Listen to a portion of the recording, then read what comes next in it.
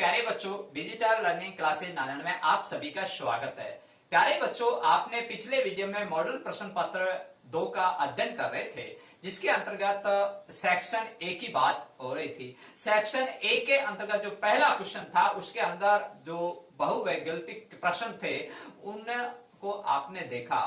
10 प्रश्न आपके सामने और इस चैनल के माध्यम से आपको प्राप्त हुए। अब आगे अपन उसी सेक्शन ए में जो प्रश्न नंबर 2 आता है उसकी बात करेंगे।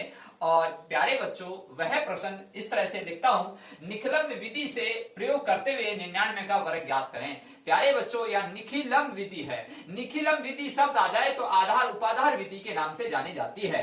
लेकिन प्यारे बच्चों, यहाँ क्या पूछ रहा है, वर्ग ज्ञात करो। यहाँ ये है किसका, 99 संख्या दी हुई है। तो प्यारे बच्चों, इसका जो फॉर्मूला है वो लिखना पड़ेगा। सबसे पहले क्या है फॉर्मूला, की संख्या प्लस विचलन ऑब्लिक विचलन का स्क्वायर।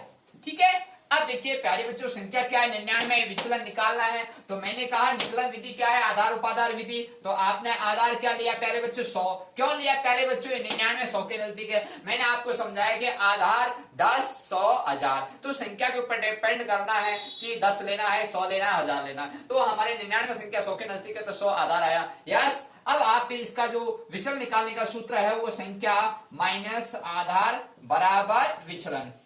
ठीक है प्यारे बच्चों। आप देखिए 99 संख्या है और आधार 100 है, तो माइनस का 1 आएगा। बहुत ही इंपॉर्टेंट बात है, इस चीज को नोट करें आप। संख्या माइनस आधार बराबर विचलन, ये विचलन निकालने का सूत्र है। प्यारे बच्चों, यहां ज्यादातर गलती यही करते हैं और जहां विचलन निकाल देते हैं और वहां आंसर लिख देते हैं। इस तरह से गलतियों पे बहुत ध्यान देने की आवश्यकता है। यस। अब यह संख्या कितनी है प्यारे बच्चों, 99 प्लस विचलन ये आया प्यारे बच्चों, कोष्टक में डाला इसको -1 ऑब्लिक -1 का वर्ग। ठीक है, ये लिखा हुआ है सूत्र के अकॉर्डिंग। अब देखिए बहुत ही अच्छी बात है, मैं इसको हल करूंगा सबसे पहले और इसको भी हल करूंगा साथ साथ में। अब देखिए इसको मैं हल करूंगा तो 1 का वर्ग 1 आएगा, लेकिन माइनस गुना माइनस होने पर प्लस आ जाता है। तो बहुत ही इंपॉर्टेंट बात। और ये ऑब्लिक, और इसको ब्रैकेट को खोलूंगा, प्लस माइनस गुना होगा, क्योंकि ब्रैकेट खोलने का मतलब ही यही है, प्लस माइनस गुना होके 99 -1। तो 99 से 1 गए 98 आ गए प्यारे बच्चों। 99 1 गया 98 आ गया प्यारे बच्चों, यहाँ 1। अब बहुत ही इंपॉर्टेंट बात है, ये ध्यान देने की बात है कि जो दूसरे खंड में जब संख्या कितनी आ रही है तो हमें ये नोट करनी है कि आधार में जितनी शून्य होती है उतनी यहाँ दूसरे खंड में संख्या लिखनी है। प्यारे बच्चों, यहाँ आधार में 2 शून्य है तो यहाँ पे भी 2 संख्या लिखनी है। आपके जब प्रश्न आपने हल किया तो 1 की संख्या आई, लेकिन यहाँ मैंने आपको पिछले वीडियो में बताया और आज भी बता रहा हूं, यहाँ ध्यान देने योग्य बात है कि यहाँ आधार में जितनी शून्य होती है उतनी यहाँ संख्या आती है। तो यहाँ संख्या 1 आई तो हम दूसरी संख्या कहां से लाएं, इसके आगे शून्य लगा दें। तो 98 यहाँ शून्य लगा दी, 98 0 1 एक साथ में लिख दिया और यह इसके आंसर हो गए। 99 का वर्ग 9801 होता है। प्यारे बच्चों, अगला क्वेश्चन देखिए, प्रश्न नंबर 2 आ रहा है, निखिलम विधि से 15 का घनफल ज्ञात करो। प्यारे बच्चों, ऐसे ही प्रश्न एग्जाम में पूछे जाएंगे और आपको हम बार बार ये चीजें दोहरा रहे हैं, समझा रहे हैं, तो आप भली भांति जान लें और फिर उसकी तहकीकात करें और फिर उसके बाद अपने आप में क्वेश्चन हल करें। यानी अपने आप का मतलब खुद ही प्रश्न बनाएं, खुद ही हल करें। इन सूत्रों की सहायता से मैं आपको समझाता हूं। यहाँ निखिलम विधि से घनफल ज्ञात करना है। घनफल का मतलब होता है बेटा घन, जो उस संख्या को 3 बार लिखकर गुणा करना। यानी 15 को 3 बार लेकर ही गुणा करना है तो उसका घन आ जाएगा। लेकिन यहाँ वैदिक गणित में घनफल ज्ञात करना है। तो प्यारे बच्चों, यहाँ निखिलम विधि से ज्ञात हो रहा है तो मैं पहले इसका फार्मूला लिख देता हूं। आपने यहाँ लिखा हल, और हल लिखने के बाद इसका फार्मूला लिख रहा हूं, संख्या प्लस विचलन। ठीक है प्यारे बच्चों, ये आप पढ़ रहे थे इस तरह से, और यहाँ विचलन का स्क्वायर। ठीक है प्यारे बच्चों, और ये ऑब्लिक और लगा दिया। क्यों लगा दिया, क्योंकि उसी संख्या को 3 बार गुणा करना है। तो 1 खंड, 2 खंड, तीसरा खंड। अब तीसरा खंड हो गया इसका विचलन का घन। ठीक है प्यारे बच्चों, विचलन का घन ये लिख दिया। अब प्यारे बच्चों इसमें बहुत ही इंपॉर्टेंट बात है और यहाँ देखने की बात है, वो ध्यान देने की बात है। तो आप यहाँ तक सूत्र जानते हैं, सूत्र याद नहीं होता है तो उसकी ट्रिक मैं बता रहा हूँ। संख्या प्लस विचलन लिखा और विचलन का स्क्वायर, ये आप पढ़ रहे थे, ठीक है। और अब इसके घनफल के सूत्र की बात करूं तो घनफल में 3 बार उस संख्या को गुणा करते हैं तो 3 खाने हो जाएंगे, 1 2 तीसरा खाना और विचलन का घन कर देंगे, क्योंकि अपन को घनफल ज्ञात करना है, ठीक है ना। तो अब यहाँ ये बहुत महत्वपूर्ण बात है, विचलन स्क्वायर है तो इसको 3 से गुणा करना है और इसको 2 से गुणा करना है, ठीक है। अब ये सूत्र कंप्लीट हो गया। अब यहाँ विचलन वाली बात आई तो मैंने आपको वही बात बताई थी कि संख्या माइनस आधार बराबर विचलन, ये बहुत इंपॉर्टेंट बात है बेटा। और यहाँ संख्या कितनी है 15, आधार कितना आएगा बेटा, अब 10 आएगा क्योंकि 15 10 के नजदीक है और विचलन 5 आ गया। अब हम सूत्र में मान रखेंगे कि संख्या कितनी है बेटा 15 प्लस विचलन कितना 5 गुणा 2 ऑब्लिक 3 गुणा विचलन कितना है बेटा 5 स्क्वायर ऑब्लिक 5 का घन, बेटा ये लिख रखा है, ठीक है। अब देखो बहुत ही अच्छी बात है, सबसे पहले इधर से हल कर लेते हैं। 5 का घन किया बेटा 125 आता है ना बेटा। अब देखिए 5 का स्क्वायर किया 25 आता है, 25 या 75 होते हैं बेटा, ठीक है। 5 का स्क्वायर किया और उसको 3 से गुणा किया, ठीक है बेटा। ये खंड हो गया, ये खंड हो गया, ये खंड बचा है। तो बेटा इसमें बहुत इंपॉर्टेंट बात है, ये देखिए मैंने अंडरलाइन इसलिए किया है क्योंकि यहाँ प्लस है यहाँ गुणा है। बेटा सबसे पहले बोर्डमास का नियम आपने पढ़ा अच्छी तरह, उसके अकॉर्डिंग अपन हल करेंगे तो यहाँ गुणा होगा और 5 दूनी 10 और 10 जुड़ के इसमें जुड़ जाएगा 25 हो जाएगा बेटा, ठीक है। अब बहुत ही इंपॉर्टेंट बात आ चुकी है, मैंने आपको पिछले वीडियो में बताया, अभी बता रहा हूं कि आधार में जितनी शून्य होती है उसके हिसाब से प्रत्येक खंड में संख्या आती है। यहाँ बेटा 3 संख्या, यहाँ 2 है, यहाँ 2 है, ठीक है। तो पीछे से बात होगी यहाँ, तो पीछे से बात करेंगे तो आधार में एक शून्य है तो एक की संख्या आएगी, अगली संख्या इसमें जुड़ जाएगी और बेटा ये जो 12 है ये इसमें आके जुड़ जाएगी। इस तरह से 75 12 कितने हो गए बेटा 87 और यहाँ क्या बच गया बेटा 5। अब बात वही कर रहा हूं कि यहाँ पे भी एक संख्या आएगी क्योंकि ये आगे जाके यहाँ जुड़ जाएगी और ये 33 हो जाएगी बेटा और यहाँ 7 और यहाँ 5। अब बेटा मैं इसकी बात करूं अगले वाले खंड की, क्यों इसमें भी वही नियम तो वही होना चाहिए, लेकिन मैं अब आपसे ये पूछता हूं कि ये जोड़े किसमें, आगे कोई संख्या नहीं है तो ये आगे के आगे संख्या एज इट इज रहती है और इनको अब एक साथ लिख दीजिएगा 33 7 5 और ये इसके आंसर है 3375 इसके उत्तर आएंगे 15 को 3 बार गुणा करने पर। प्यारे बच्चों ये प्रश्न देखिए, प्रश्न नंबर 3, समानांतर श्रेणी √2 dot 3 √2 dot 5 √2 dot dot dot dot का 18वां पद ज्ञात कीजिए। प्यारे बच्चों ये समानांतर श्रेणी है, लगातार चल रही है, इसमें सारवंतर चल रहा है, आपको क्रम संख्या में 18वां पद ज्ञात करना है। प्यारे बच्चों 1 2 3 4 5 6 7 8 9 10 11 12 13 14 15 16 17 18वें संख्या, जो 18 नंबर की जो संख्या है n, जो वो ज्ञात करते है ना। अब देखो कैसे ज्ञात करते हैं, इसका फॉर्मूला है, यहां देखिए ए एन बराबर a प्लस n माइनस 1 और d। प्यारे बच्चों a का मतलब यहां प्रथम पद होता है, ठीक है। अब n का मतलब होता है बेटा पदों की संख्या, पदों की संख्या, और बेटा d का मतलब होता है सार्वअंतर, ठीक है बेटा। अब देखिए आपको प्रथम पद लिखना है, प्रथम पद बेटा ये रहा √2, ठीक है। अब पदों की संख्या यानी 18वां पद ज्ञात करना है, तो पदों की संख्या कितनी है बेटा 18 है ना, और सार्वअंतर आपको निकालना है। तो मैंने इसका सार्वअंतर का जो सूत्र है वो a2 माइनस a1 बराबर d, ठीक है। तो a2 का मतलब होता है दूसरा पद, a1 का मतलब होता है प्रथम पद। तो यहाँ 3 √2 माइनस √2। प्यारे बच्चों ऐसे प्रश्नों को हल करने के लिए आपको सीधा सा तरीका है, देखिए यहाँ 3 √2 है, यहाँ √1, तो बेटा ये √2 1 है, 3 में से 1 गया तो 2 बचा, और 2 किसका √2 वाले है ना। अपन क्या करते थे 3a में से 2a घटाते थे, तो बेटा यहाँ 1 a आ गया ना, या फिर मैं ऐसे लिख दूं इसको 3b में से यहाँ 5b में से 3b घटाने पर कितनी b आ गई बेटा 2b, समझ में आ गई ना।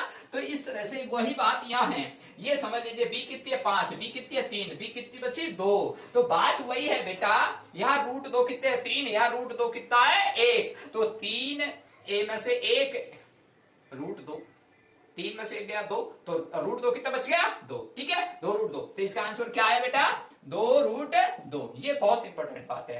अब ये सूत्र है आप, और इसमें अपन को मान रखना है, तो यहाँ इसकी मान नहीं दे रखा है इसमें है ना, तो यही तो मान निकालना है क्या कि 18वां पद, यानी इसका इस सूत्र को हल करने पर ये प्राप्त होगा, ए एन की वैल्यू ज्ञात हो जाएगी। तो देखिए बेटा ए का मतलब ये लिखा √2 प्लस एन का मतलब बेटा ये लिखा 18, ठीक है, और ये कोष्टक, और डी का मतलब आपने ये निकाल लिया 2√2। अब बेटा बोर्डमास के नियम के हिसाब से अपन हल करेंगे, √2 प्लस और 18 में से एक गया कितना है बेटा 17, और बेटा ये बार क्या है, ये देखो यहाँ गुणा में है, कोष्टक खुल गया तो 2√2। तो बेटा बोर्डमास के हिसाब से हल करेंगे ना, 2√2 प्लस 17 दूनी 34 और √2। अब बेटा वही बात आ गई जो आप यहाँ पढ़ रहे थे, यहाँ √2 कितने बेटा 34 है, यहाँ √2 कितने बेटा 1, तो कितने हो गए बेटा √2 35, तो यहाँ 35√2 और ये इसके आंसर हो गए, तो √2 कितने आ गए 35। हाँ प्यारे बच्चों, अगला क्वेश्चन प्रश्न नंबर 4, एक पासे को फेंकने पर सम संख्या आने की प्रयायिकता ज्ञात करें। प्यारे बच्चों, पासा आप खेलते हैं, लूडो खेलते हैं, तो उसमें जो छोटी सी जो पासा होता है उसके अंदर जो घन आकृति का होता है, और घन आकृति में बेटा उसके जो पृष्ठ भाग होते हैं वो 6 होते हैं, है ना, तो 6 अंक लिखे होते हैं, है ना। तो देखिए प्यारे बच्चों, इस तरह का वो आकृति होती है घन की, है ना, ये देखिएगा इस तरह की आकृति होती है घन की, ठीक है। तो बेटा इसमें 6 पृष्ठ भाग होते हैं ना, तो इसके 6 पृष्ठ भाग होते हैं, तो इसमें लिखे होते हैं, तो मैं आपको बता देता हूं 1 2 3 4 5 6, ठीक है, इस तरह से ये लिखे रहते हैं। अब देखिए आपको हम हल करके हम बता रहे हैं इसको, यहाँ देखिए एक पासे को फेंकने पर सम संख्या आने की प्रयायिकता ज्ञात करें, तो आपको यहाँ लिखा 1 2 3 4 5 6, ठीक है बेटा, ये तो है कुल संभावित परिणाम, यानी कि ऐसे सवालों को कैसे हल करते हैं, तो इसका एक सूत्र है, वो क्या है बेटा, हिंदी में बता देता हूं, प्रयायिकता बराबर कुल, यहां लिखेंगे अनुकूल परिणाम बटे कुल संभावित परिणाम, ठीक है बेटा। तो यहां लिखेंगे ऊपर अनुकूल परिणाम, नीचे लिखेंगे कुल संभावित परिणाम, तो यहां इसकी प्रयायिकता ज्ञात हो जाएगी। अब अनुकूल परिणाम, अब प्रश्न को पढ़ें, एक पासे को फेंकने पर सम संख्या आने की प्रयायिकता ज्ञात करें। पहली बात तो पासा है, पासे में 6 अंक होते हैं, इस तरह का पासा होता है, मैंने 6 अंक लिखे। अब ये कहता है सम संख्या, सम संख्या किसे कहते हैं, जो आप तीसरी चौथी पांचवी छठी में पढ़ते थे, जिसमें 2 का भाग जाए उसको सम संख्या कहते हैं। तो बेटा इसमें जा रहा है, इसमें जा रहा है, इसमें जा रहा है, बाकी में नहीं जा रहा है, तो यहाँ बेटा अनुकूल परिणाम कितने हो गए 2 4 6, यानी 3 हो गए, ठीक है बेटा। अब कुल संभावित परिणाम कितने बेटा 6 अंक है, तो ऐसे लिखेंगे अनुकूल परिणाम कितने 3 और कुल संभावित परिणाम कितने 6, तो इसको अपन हल करेंगे तो 1/2 और इसका यह आंसर आ जाएगा। बहुत ही अच्छा सवाल है, ऐसे सवाल एग्जाम में पूछे जाते हैं, और यहाँ इस तरह से भी पूछे सकते हैं कि विषम संख्या, विषम संख्या उसे कहते हैं जिसमें 2 का भाग नहीं जाए, तो 1 3 5 हो गई, क्लियर। हाँ बेटा, प्रश्न नंबर 5, रोक दृष्टि दूरी का समीकरण लिखिए। रोक यानी रुकना है आपको, कैसे रुकना है, इसका जो फॉर्मूला है, आपने जो प्रश्नावली पढ़ रहे थे कि लास्ट वाले प्रश्नावली सड़क सुरक्षा के बारे में, तो वहां पर ये जो प्रश्न है लिखा हुआ है और वहां पर इसका समीकरण दिया हुआ है, सूत्र है, तो मैं आपको बता देता हूं आज। तो इसका जो आता है, कई बार परीक्षा में पूछा जाता है, और यह है प्रतिक्रिया दूरी प्लस अवरोध दूरी बराबर रुकने की दूरी, ये है बेटा इसका सूत्र। क्या है, रोक दृष्टि दूरी का समीकरण, तो बेटा प्रतिक्रिया दूरी प्लस अवरोध दूरी बराबर रुकने की दूरी, और ये सूत्र है बेटा, ये याद कर लेना, ये एग्जाम में आएगा। हाँ प्यारे बच्चों, अगला क्वेश्चन देखिए, एक वृत्त पर कितनी स्पर्श रेखाएं खींची जा सकती हैं। बहुत ही अच्छा क्वेश्चन है, क्वेश्चन को देखिए, वृत्त था, ये सर्किल है बेटा, ठीक है, इस सर्किल पर कितनी स्पर्श रेखाएं खींची जा सकती है। पहली बात तो ये नोट करें, ये वृत्त है, इस पर कितनी स्पर्श रेखा बेटा, यहाँ पे खींची जा सकती है, यहाँ पे भी खींची जा सकती है, यहाँ पे भी खींची जा सकती है, यहाँ पे भी खींची जा सकती है, ठीक है बेटा। तो कितनी हो गया, अनंत खींची जा सकती है, इसका आंसर क्या हो गया, अनंत। अब देखिए बेटा, बहुत ही अच्छी बात है, अगर इस प्रश्न को मैं ऐसे घुमा दूं, एक बिंदु पर, अब एक बिंदु कौन सा, यानी बाह्य या अंतर्भाग, यानी अंदर वाला ये बेटा केंद्र बिंदु, या एक बाहर का बिंदु, इनमें फर्क है बात में। तो अंदर वाले बिंदु से तो हम एक ही खींचते हैं, ठीक है, यानी वृत्त की परिधि पर कोई एक बिंदु है, उससे कितनी खींचेंगे, एक ही, ठीक है, तो ये ध्यान देने की बात है। और बाहर के बिंदु से अगर यहां से मैं लूं तो ये एक और एक ये 2, तो इससे तो कितने खींच सकते हैं हम, एक। लेकिन वृत्त की परिधि पर अगर एक बिंदु की बात करें या वृत्त के अंदर की बात करें, तो उससे एक ही खींची जा सकती है, ये नोट कर लेना। बहुत ही अच्छा क्वेश्चन है। अगला क्वेश्चन, प्यारे बच्चों अगला क्वेश्चन प्रश्न नंबर 7, यदि बिंदु x, 3 और 5, 7 के बीच की दूरी 5 है तो x का मान ज्ञात कीजिए। प्यारे बच्चों ऐसे प्रश्न को हम अच्छी तरह जानते हैं कि इसका जो हल होगा वो सूत्र से होगा। ठीक है, तो आप जब पढ़ रहे थे तो इसका जो सूत्र है वो यह है कि यहाँ बीच की दूरी क्या पूछा, बीच की दूरी बराबर, और यहाँ रूट, तो यहाँ क्या है बेटा x2 माइनस x1 और ये कोष्टक है और ये स्क्वायर, यहाँ प्लस है और y2 माइनस y1 और ये स्क्वायर। ठीक है बेटा, अब देखो बेटा यहाँ x और y ये क्या है, ये 2 क्या है, मैं समझा देता हूँ। अंग्रेजी वर्णमाला में पहले x आता है फिर y आता है, तो ठीक इसी प्रकार से पहले x आएगा फिर y, फिर x आएगा फिर y। अब यहाँ पे भी x है, इसमें भी x है ना। अब यहाँ तो क्या संख्या नहीं लिखी, उसने x लिख दिया और x की वैल्यू अपन को निकालनी है, चर राशि। ठीक है, अब देखिए यहाँ बहुत ही अच्छी बात है और इंपॉर्टेंट क्या है कि यहाँ x और यहाँ 3 है, ये y है, 5, 7 है, ये x है, ये y है। ठीक है, तो ये x2 और y2 समझ में आ गया। अब देखिए यहाँ बीच की दूरी अपन ने सूत्र लिखा, अब इसमें मान रखना बेटा, तो बीच की दूरी कितनी है 5 बराबर और ये रूट का चिन्ह। ठीक है बेटा, अब x2 क्या है बेटा 5, x1 क्या बेटा x है, क्योंकि यह वैल्यू अंकों में नहीं है, चर राशि में दी हुई है, तो यह स्क्वायर ये प्लस, और y2 क्या है बेटा 7। ठीक है, अचर राशि है ना, और ये भी अचर राशि है, तो y1 है ये y2 है। ओके, अब तो समझ में आ गई ना।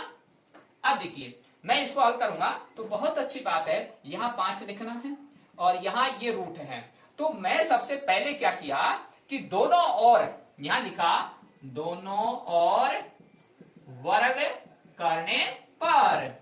ठीक है बेटा, तो इसको छेड़ो मत अभी, और ये रूट को हटाना है मुझे, तो मैं दोनों ओर वर्ग करूंगा, तो मैं बहुत अच्छी बात बता रहा हूं आपको, √2 गुणा √2 किया तो बराबर 2 आते हैं ना। कैसे आए कि √2 गुणा किया, रूट हट गया, संख्या बच गई। वही बात क्या है, ये रूट हट जाएगा और संख्या बच जाएगी, दोनों ओर वर्ग करने पर। इसका वर्ग किया 5 का 25 हो गया बेटा, और इसका वर्ग किया रूट हट गया, क्या बच गया 5 माइनस x का होल स्क्वायर प्लस 7 माइनस 3 का होल स्क्वायर। ठीक है बेटा, अब देखो यहाँ 25 लिखा है बेटा आपने बराबर, अब इसको नहीं खोलना है अभी, 5 माइनस और ये स्क्वायर और यहाँ प्लस का, ये 4 में से 3 गया कितना है बेटा 4 है ना, सॉरी 7 में से 3 गया कितना है बेटा 4, तो यहाँ 4 लिखा और 4 का वर्ग किया 16 है बेटा, यहाँ 16 लिखा, और ये एज इट इज है ना बेटा, और ये स्क्वायर, और इधर क्या है बेटा 25। अब देखो बेटा मैंने इसको इधर ट्रांसफर किया 25 माइनस 16, इसको मैंने प्लस को इधर ट्रांसफर किया, पक्षांतरण, यहाँ लिखा पक्षांतरण करने पर। ठीक है बेटा, बहुत अच्छी बात है, तो मैंने इसका पक्षांतरण किया अचर राशि का, तो इधर भेज दिया, तो ये प्लस का इधर आते माइनस हो गया, इधर क्या बच गया 5 माइनस x स्क्वायर, ये स्क्वायर तो इसको अपन हल कर दिया अचर राशि का, 7 में 3 गया 4, 4 का वर्ग किया 16 और 16 को इधर पक्षांतरण किया तो कितना आ गया बेटा 25 में 16 9 आ गए है ना, और 5 माइनस x है। अब बेटा ये होल स्क्वायर है, तो होल स्क्वायर को अपन इधर भेज दें है ना, तो वर्ग को इधर भेजते ये रूट में हो जाएगा, तो इसका ये क्या हो जाएगा रूट है। ठीक है, तो इसका रूट हो जाएगा 3 और इधर क्या बच जाएगा 5 माइनस x, इसको स्क्वायर को इधर भेज दिया। ठीक है, अब देखो बहुत अच्छी बात है, अपन को इसको भेजना है इधर है ना, तो 3 माइनस के 5, ये प्लस का है, ये माइनस के 5 और माइनस के x बच गया और माइनस के 2 आ गया और ये माइनस के x, तो बेटा मैं माइनस का भाग माइनस में दूंगा तो माइनस से माइनस कट जाएगा ऐसे। ठीक है, समझ में आ गई बात, तो x बराबर क्या आ गई वैल्यू 2, तो यहाँ x का मान पूछा गया, इसकी वैल्यू क्या आ गई बेटा 2। ठीक है, ये बहुत अच्छी बात है और इस तरह से इस प्रश्न को अपन हल करते हैं और बहुत ही अच्छा क्वेश्चन था। हाँ देखिए अगला क्वेश्चन, दो बिंदुओं से समदृष्ट बिंदुओं का बिंदु पथ क्या होगा। प्यारे बच्चों बहुत ही अच्छा क्वेश्चन है, तो यहाँ इस तरह से हम हल करेंगे, दो बिंदुओं से, यानी कि दो बिंदु है वो स्थिर हैं। प्यारे बच्चों एक बिंदु ये है और एक बिंदु ये है। ठीक है, अब ये क्या कह रहा है, दो बिंदु से, दोनों बिंदु स्थिर है, इनके समदृष्ट बिंदुओं, समदृष्ट यानी इसके भी समान और इसके भी समान, तो हमने क्या किया इससे भी समान यहां ले लिया, ठीक है, और इसके भी समान यहां ले लिया, तो हमने ये की एक रेखा खींची। ठीक है बेटा, ये इस तरह, अब इसके ही समान ये इससे भी यहां भी वही समान होगा और यहां से भी वही समान होगा, इसका भी वही समान हो गया। जैसे यहां से ये ऐसे किया हमने, यहां से भी वही समान है और यहां से भी वही समान है, ठीक है। तो इसी तरह से यहां पे भी वही समान है, तो यहां इस तरह से भी हम करते हैं तो इस तरह से भी हम कर सकते हैं। तो ये जो रेखा बनेगी, जो इस रेखा पर इसका लंब समद्विभाजक होगा। कैसे होगा बेटा, ये 90 डिग्री होता है और 90 डिग्री होता है तो वह जो लंब होता है तो वह दो भागों में बांटता है, तो ये भाग और ये भाग बराबर होगा। तो बराबर होगा तो हम कह सकते हैं कि दो बिंदुओं से समदृष्ट बिंदुओं का बिंदु पथ उस रेखाखंड का लंब समद्विभाजक होगा। उस रेखा खंड का लंब समद्विभाजक होगा, ठीक है बेटा। तो आपने अच्छी तरह समझा इसको। ये दो बिंदु थे, ठीक है, इसे हमने मिड पॉइंट लिया, ठीक है। यहां से भी क्योंकि समदृष्ट बिंदु, इससे भी समान दूरी पर और इससे भी समान दूरी पर यहां लिया, इससे भी समान दूरी पर फिर यहां लिया, इससे भी समान दूरी पर यहां लिया, तो हमने इन बिंदुओं को मिलाया एक रेखा। तो अब हमने देखा कि ये भी 90 डिग्री, इधर भी ये भी 90 डिग्री। तो कोई रेखा पर जो लंब डलता है वो दो भागों में उस रेखा को बांटता है, ठीक है। अब ये समान दूरी पर है, ठीक है ना। और दूसरी बात समदृष्ट बिंदु वाली बात हो रही है, तो यहां पर हम कह सकते हैं कि इस रेखा को इस लंब समद्विभाजक होगा, इस रेखाखंड का। रेखाखंड किसे कहते हैं, दो बिंदुओं के मध्य की दूरी को, ठीक है। प्यारे बच्चों ये क्वेश्चन देखिए, प्रश्न नंबर 9, यातायात संकेतों में लाल बत्ती की आकृति किस प्रकार का संकेत देती है। और ये आकृति भी पूछ ली जाती है तो आप बना देना, कोई दिक्कत नहीं है। अब देखिए यहाँ लाल बत्ती, अपन जब शहर में जाते हैं तो वहां बत्ती होती है, एक तो होती है बेटा लाल, एक होती है ग्रीन यानी हरा, और एक होती है येलो यानी पीली। और रेलवे में भी आप देखते हैं, है ना, तो रेल का जो ट्रैफिक है वहां पे भी आप ये तीन तरह की बत्तियों का यूटिलाइज किया जाता है। मैं आपको समझा देता हूँ। ग्रीन जो लाइट होती है रेलवे के अंदर, अगर ग्रीन लाइट हो रखी है तो वहां गाड़ी नहीं रुकेगी और वो सीधी थ्रो होगी, यानी कि वो सीधी गाड़ी उस स्टेशन पर नहीं रुकेगी और सीधी पास हो जाएगी। ग्रीन लाइट का मतलब यह है कि यहाँ रुकना नहीं है और आपको आगे जाना है। और लाल बत्ती अगर हो रही है तो वह यह संकेत देती है कि आपको वहां रुकना है। तो वही बात यह है, यातायात संकेतों में अगर आपको ट्रैफिक का नियम का पालन करना है और आप जिस चौराहे पे पहुंच गए हैं और आपके पास स्कूटर है, मोटरसाइकिल है, कार है, कुछ भी साधन है, तो आपको उस लाल बत्ती का संकेत क्या है, वहां रुकना है कुछ सेकंड के लिए। तो इसका मतलब क्या हुआ, रुकना है, ठीक है।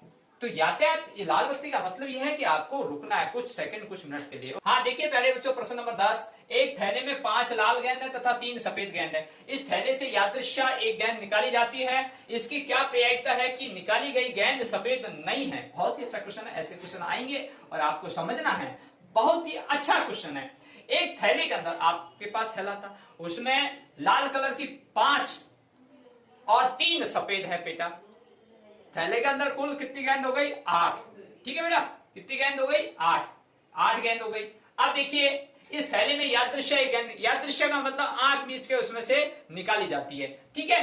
तो इसकी क्या प्रायिकता होगी, अब वो कहता है इसकी क्या प्रायिकता होगी, गेंद तो एक निकाली, लेकिन कौन सी निकाली गई सफेद नहीं है। निकाली गई जो गेंद वो सफेद नहीं है, तो सफेद नहीं है तो बेटा कौन सी थी, वो लाल। अब समझ में आ गई। तो अब यहां लिखेंगे आप इसका सूत्र, प्रायिकता बराबर अनुकूल परिणाम बटे कुल संभावित परिणाम, ठीक है बेटा, बहुत अच्छी बात है। अब देखो बेटा इसने क्या कहा कि क्या प्रायिकता होगी कि गेंद सफेद नहीं है। अब बेटा वो गेंद सफेद नहीं है और वो लाल है, तो लाल गेंद कितनी है, वह 5 है ना। तो वहां गेंद सफेद नहीं है, तो गेंद निकाल रहे हैं तो उसकी सफेद गेंद की प्रायिकता, तो लाल गेंद कितनी है, 5। तो अनुकूल परिणाम कितने हो गए बेटा, 5, और कुल संभावित परिणाम, कुल गेंद कितनी है, 8। तो 5/8 इसका आंसर होगा। और बहुत अच्छी बात है, कुछ बच्चे क्या करते हैं कि यहाँ एक गेंद निकाली जाती है और सफेद नहीं है, 1/8 लिख देते हैं, जो कि गलत है। क्यों गलत है, क्योंकि यहाँ वो शर्त रखता है कि इसकी क्या प्रायिकता होगी कि गेंद सफेद नहीं है, ठीक है। तो गेंद सफेद नहीं है तो आपको ये ध्यान रखनी है कि वहां गेंद निकाली जा रही है किसमें से, सफेद तो नहीं है, तो लाल है, ये तो पक्का है। अब लाल में 5वीं गेंद है, पता नहीं कौन सी गेंद निकले, है ना। तो ये बात ध्यान रखनी है, 5 में से कौन सी गेंद निकले, तो अपन को तो अनुकूल परिणाम तो 5 ही आएंगे ना, ये बहुत इंपॉर्टेंट बात है। तो अब कुल परिणाम कितने, कुल गेंद कितनी है, 8, तो 5/8 इसका उत्तर हो गया। प्यारे बच्चों, ये सेक्शन ए में जो क्वेश्चन 11 आएंगे, ध्यान दे रहा हूं, दोबारा से सुन लेना।